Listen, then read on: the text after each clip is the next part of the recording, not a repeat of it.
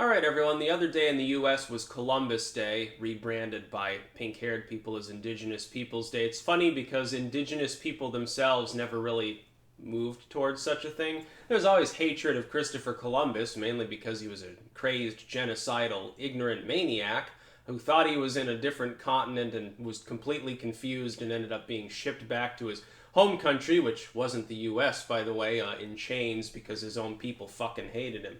I'm not a big proponent of Columbus Day anyway, because Columbus didn't discover what became the United States. He discovered Caribbean assets and slummed around down in South America a little bit, but he was never up here. I guess he never even knew that like Florida existed or something. I believe he never set foot even physically there along the coast of what would become the U.S. He was a nut. That being said, it was very funny to see Elizabethwarren, who is probably the whitest person in this country at this point. Like the Nazis are going to, secretly take her DNA and clone her, because it'd be the closest thing to their conception of like some Tulian race, I guess. She's exceptionally white.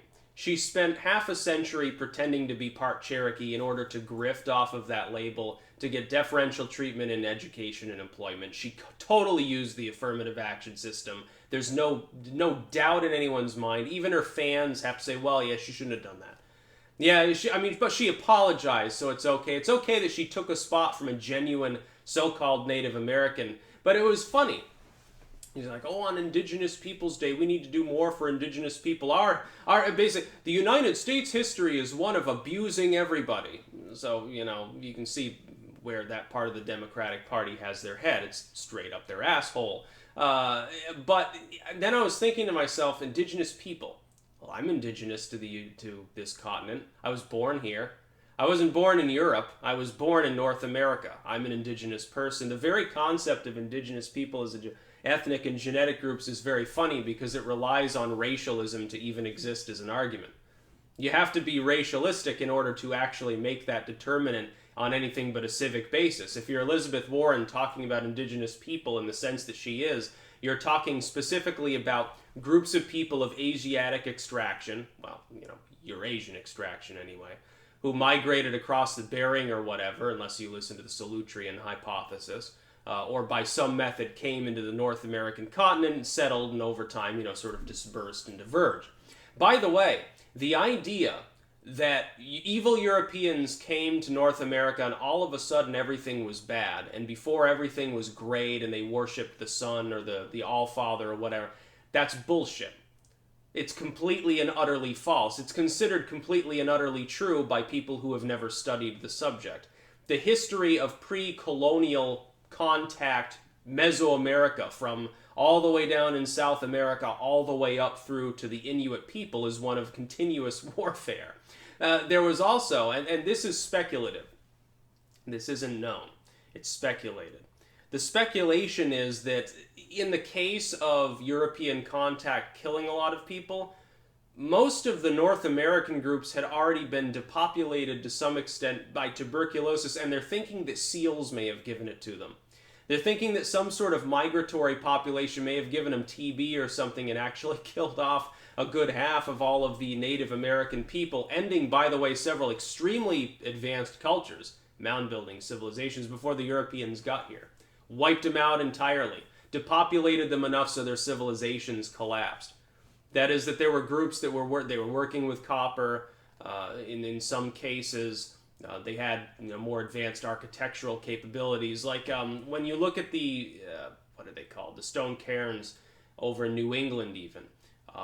They're like these little homes, basically, or rooms. They're astrologically aligned. They're made of stone. I know I'm getting a little bit off the political topic, but this matters. Native Americans, typically, they didn't build with stone. For the most part, things were built with wood and branches and stuff like the animal skins. These locations were older, it seemed, than European contact. Some people originally thought they were European remains. Unless Irish explorer mythology actually is true, or there's some Norse remains from some diaspora a la the Kensington Stone that for some reason decided to move to the crappiest weather area of the country, they probably would have been Native American remains from prior eras when stone was being utilized before the population, of a more dense population, actually occurred. And then, of course, there were no longer the resources or namely even the remembrance technologically of how to build these things. The idea of the glorious era prior to evil white people coming to a part of the world and making it terrible is called the noble savage mythology.